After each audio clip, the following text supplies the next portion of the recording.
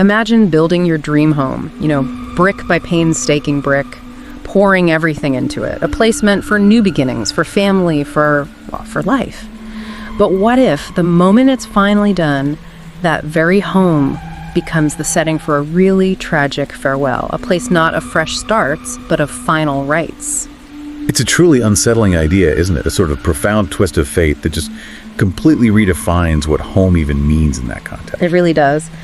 Today, we're going into a really extraordinary, deeply personal story shared with us by a listener. We'll call her Namphon. It's a story rooted in her family home in Thailand, a house that quickly became steeped in this undeniable mix of love, profound grief, and then a series of strange occurrences that went on for years. Yeah, it's quite remarkable how a physical space, the actual house, can become so intrinsically linked to the emotional and maybe even spiritual journey of a family, especially after such a huge loss. Absolutely. And our mission here, it isn't just to recount spooky happenings. It's more about unpacking the layers, the emotion, the attachment, the cultural beliefs woven into Namphon's experiences. What does this powerful story really tell us about the bonds that might transcend life and that really unique connection we form with the places we call home? Exactly. We're trying to explore the why behind these events, not just the what. Trying to get a deeper insight into how cultural practices interact with personal grief and these kinds of experiences. Yeah. And you should know, this isn't just some urban legend or hearsay. This fascinating account comes straight from a personal testimony. It's a rich, detailed narrative that was shared publicly, so it gives us this incredibly intimate look into one family's journey through the unexplained. Okay, so let's get into it. We start with Namphon's family, particularly her mother, who sounds like she was incredibly hardworking. She came from Khon Kaen, which is in northeastern Thailand, and moved quite a distance to Lampang in the north. To start a new life with Namphon's father, they were a really diligent couple, though quite poor in those early days. The mother especially, known for being industrious, often foraging for forest goods to sell, just tirelessly working to support the family. That paints a really vivid picture. Resilience, dedication, that desire to build a stable life from humble beginnings. It's universal, right? Yeah. But it takes on a particular weight here, knowing the sort of unexpected tragic turn their story would take. It really does. Despite their struggles, Namphon's parents saved meticulously. The description was little by little, and they had this one clear dream to build their very own home, their own space, their foundation for the future. Yeah, and that dream of a new house, it's such a powerful symbol, isn't it? Yeah. Security, prosperity, a fresh start, especially in cultures like Thailand. It's like a place where a family's hopes are literally built into the walls. But here's where the story takes just an incredibly poignant, almost unbelievable turn. Tragically, immediately after the house was finally completed, right after, Namphon's mother fell gravely ill. It turned out to be terminal breast cancer, and she passed away within just a week of being hospitalized. Oh, just a week? Yeah. So that brand new house, that symbol of hope and new beginnings, almost instantly transformed. It became the setting for her funeral, including the traditional bathing ritual, which was performed right there in the new house. That immediate shift. Yeah. It's really striking. The house's purpose just completely flipped. Intended for life, but immediately connected with death from its very first moments. That rapid conversion from symbol of the future to place of farewell, it's exceptionally rare. I mean, I can only imagine how that must have marked the space for the family. Oh, absolutely. That shift is so jarring. How do you think that kind of immediate, profound association with death, right from the very beginning, might have just fundamentally altered the family's relationship with the house itself? Well, it would imbue the house with this immense emotional weight, wouldn't it? Instead of being a blank slate for new, happy memories, it immediately carried the burden of grief and loss. And for a family, potentially rooted in cultural beliefs about spirits and attachment, this would likely make the house feel intrinsically tied to the departed right from the start. And just put yourself in Namphon's shoes for a second. She was only 7, just started first grade. She had a younger sibling, too, who was barely a toddler, 1 year and 8 months old. This massive loss hit them at such a tender age. The family, of course, they observed daily merit-making rituals for the mother for about a week after her passing, which is a customary practice, right? Believe her and earn good karma and bring peace to the spirit. Yes, those rituals are incredibly important in Thai culture, for both the deceased and the living. They aim to bring peace, facilitate the spirit's journey. But for a child, experiencing that loss in that way, especially in a new home meant for joy, It must have been utterly disorienting. And that disorientation, it seems, only deepened. About 2 weeks after her mother passed, the first really unsettling thing happened. So their new home was right next door to their aunt's house. And this aunt was an early riser. Her morning routine involved cooking for almsgiving, preparing food for monks, And this often involved quite a bit of noise, like stoking fires, chopping food, sounds that would just naturally drift over to Namphon's house. The setting is very clear. Those sounds of daily life, especially early morning cooking, it's a common backdrop. Makes the contrast with what happens next even more stark. Exactly. So on one particular holy day, around 4:00 or 5:00 a.m., the aunt was especially busy cooking, making more noise than usual.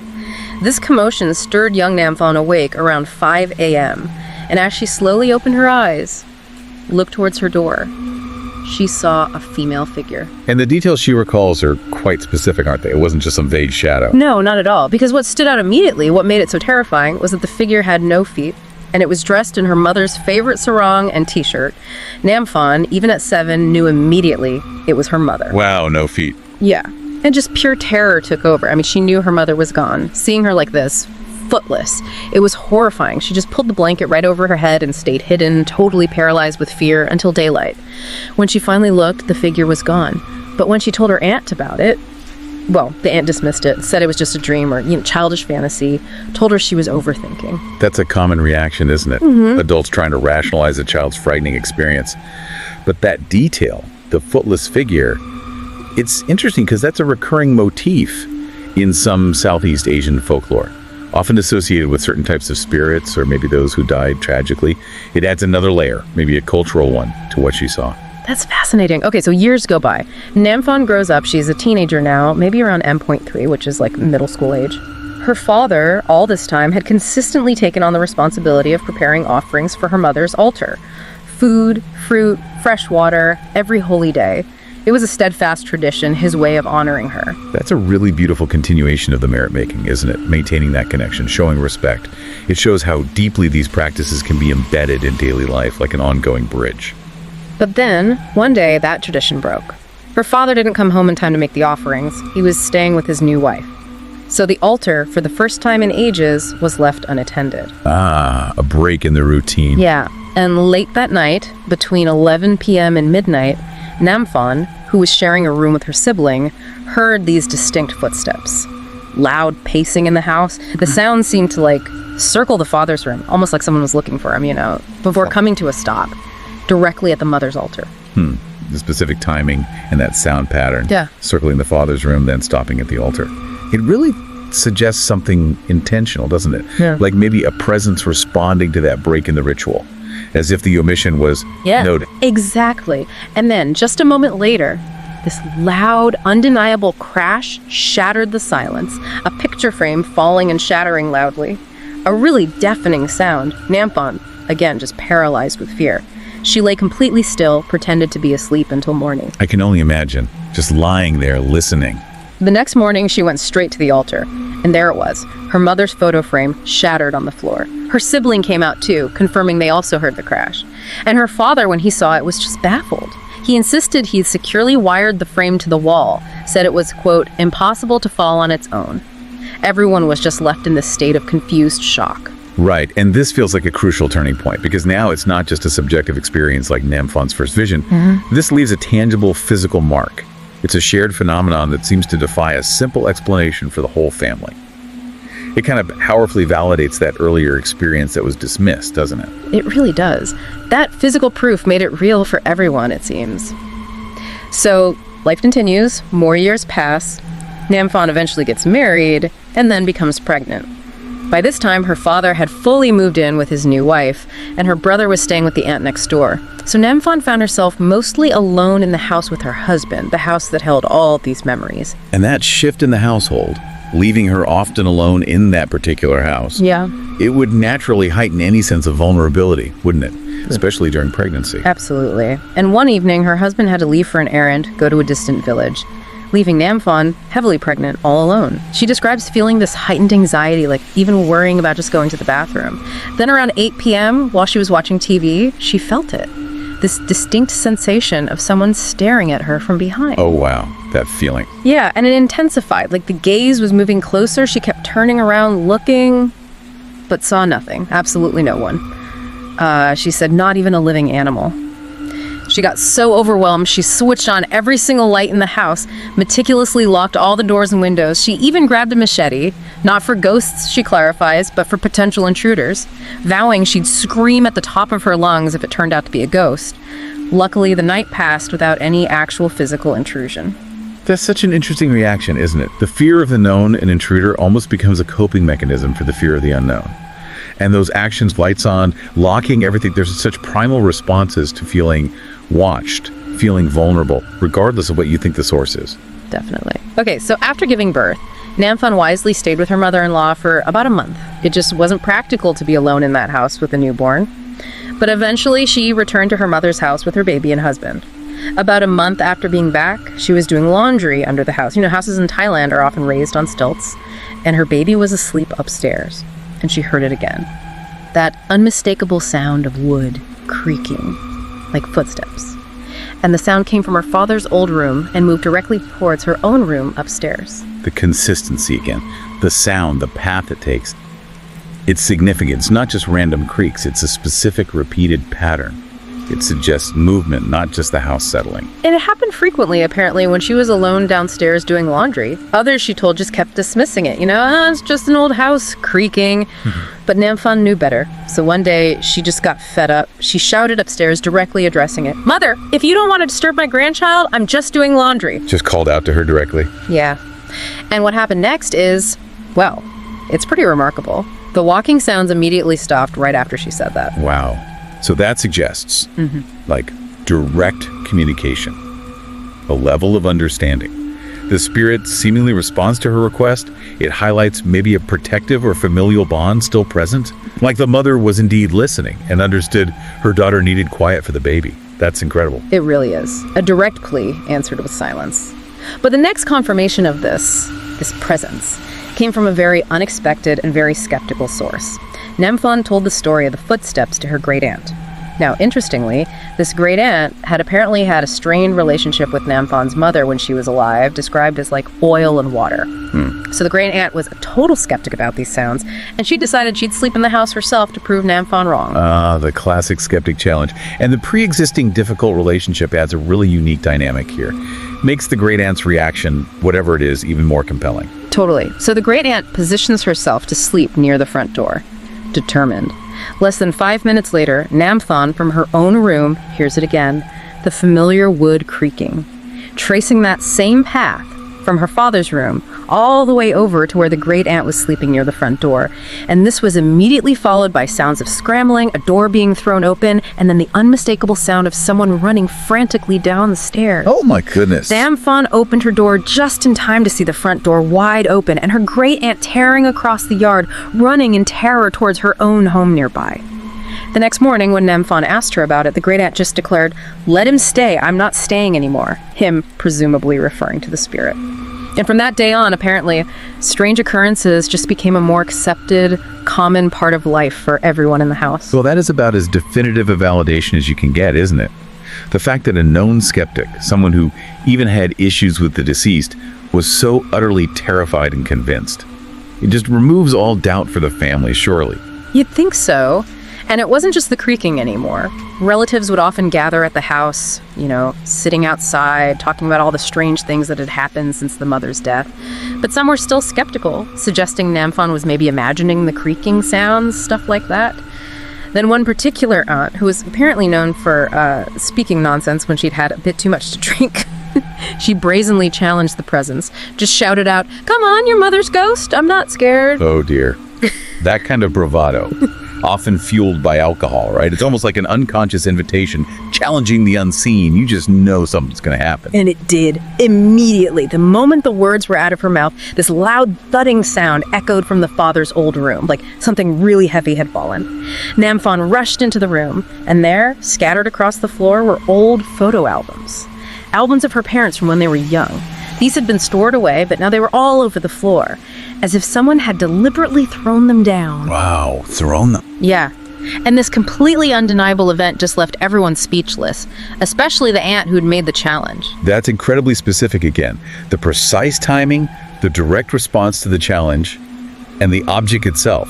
photo albums from the mother's youth. It's not just random. It feels like a very clear communication, a presence directly responding to that provocation. And the story doesn't end there for the challenging aunt. She actually called Namphon the next day, totally shaken up.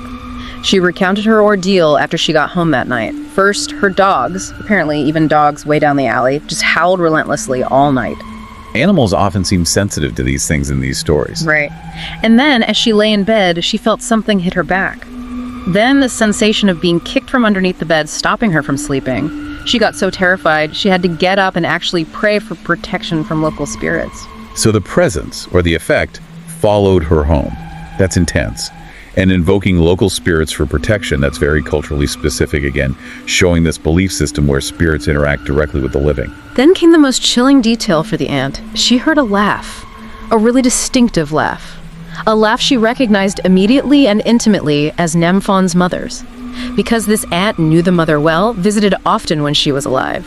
She knew that laugh perfectly. Oh, wow. The laugh, that's incredibly personal and powerful. It's like a signature, an unmistakable identifier confirming who the spirit was. And it seems to mark a shift, too, maybe. From just fear to recognizing a need to appease or help the departed, which leads them to the next step. Exactly. After hearing this, Namphon advised her aunt to make merit for the mother and decided she needed to do the same. So the family came together, they decided they needed closure. They organized a large merit-making ceremony, both for the house itself and specifically for the mother. They meticulously cleaned and prepared the house. And while they were preparing, Namphon found a cardboard box, like an old beer carton filled with her mother's clothes. And inside, that favorite sarong and t-shirt, the ones from the first vision, she decided these absolutely had to be offered as part of the ceremony.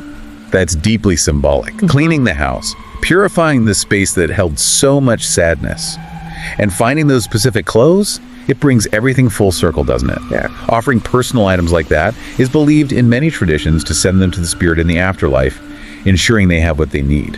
Right. So the day of the ceremony arrives. It starts off as a clear day, normal weather.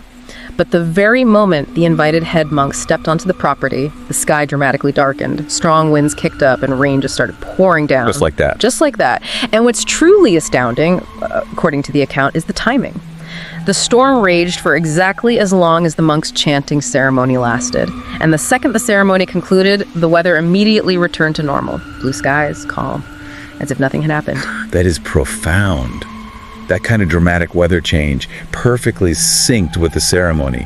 You could interpret that in so many ways. Maybe the spirit's powerful presence acknowledging the ritual, or perhaps the intensity of the release itself. It's a motif you see in spiritual narratives where nature seems to reflect the spiritual realm, a sense of cosmic alignment. Absolutely. After the ceremony, the monk gave the father some crucial instructions. He said all of the mother's belongings, her clothes, that specific sarong and t-shirt, other favorite items, they had to be burned. Otherwise, the monk explained, her spirit would remain tethered to the earthly realm, unable to move on because of her strong attachments. Ah, the burning. That's the critical final step, isn't it? It embodies that core Buddhist principle about attachment. How even love, if it's too strong, can bind a spirit here. By burning the objects, the family is symbolically helping the mother sever those ties, allowing her spirit to transition. It's a powerful demonstration of how cultural practices provide a framework for navigating this kind of thing. The father followed the monk's advice. He burned everything, sending the items, symbolically, to the afterlife for his late wife. And after this, all the strange occurrences in the house, the footsteps, the falling objects, the feeling of being watched, the disturbances, they completely ceased. Complete cessation. Wow. Yeah. The monk explained that the mother's spirit had simply been too worried about her daughter, worried about the house, about many things, and that attachment was preventing her from moving on. But now, he said, she had been reborn and would no longer disturb them. And Namphon herself adds a very honest final thought. Even though it was her own mother, she admits she was terrified of ghosts. She found it incredibly difficult to live with the idea of her mother's spirit actually being in the house. And that's such an honest reflection, isn't it? It really underscores that even when the perceived ghost is a beloved family member, that primal fear of the unknown, of a presence that transcends life and death, it can still be overwhelming. But the story ultimately finds peace for both the living and presumably the departed. It really demonstrates the power of understanding intention and these cultural practices in finding resolution. So when you step back and look at Namphon's whole journey, what's the big takeaway here? For me, it's a really stark reminder that attachment, even when it's born from deep love, can profoundly tether us and maybe others to a specific place or time. This story really unveils how deeply cultural practices can offer a roadmap, not just for grieving, but for actively guiding spirits towards peace. It shows this powerful interplay between the living, the departed, and the very fabric of our homes. Absolutely. The narrative beautifully illustrates that concept of lingering attachment and the absolutely vital role of cultural and spiritual practices in helping everyone involved find peace and release. It really makes you ask, doesn't it? What does it truly mean to let go? And how do we properly honor our loved ones while still allowing them and maybe allowing ourselves to move forward? It does. So maybe a final thought for you listening. Consider how our own deepest attachments, maybe to people, maybe to places, even just cherished objects, how might they influence our journey or perhaps even our journey beyond life? What unseen forces might be at play when those ties are particularly strong? And what wisdom can we maybe glean from stories like Namphon's about finding resolution, finding peace, something to perhaps reflect on? Your own connections and what letting go truly signifies for you.